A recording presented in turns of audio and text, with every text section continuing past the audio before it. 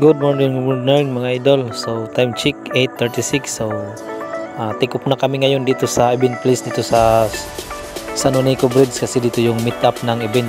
So kahit si pa mga tanan, so papunta na kami ngayon sa Barangay Tumimos, Covered Court. So ride si Pamon, let's go.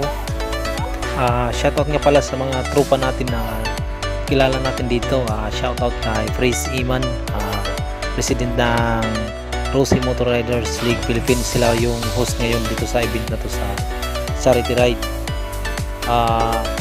Ride for a Cause, dugtong buhay. So shoutout nga pala kay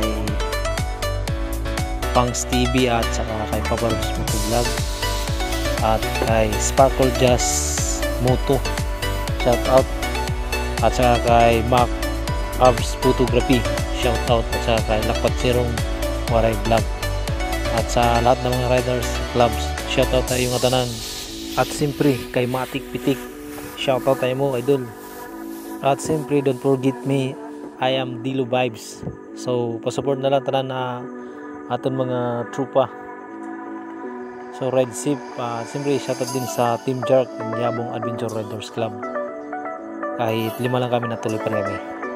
So ride safe sa atin. So let's go na. Let's go.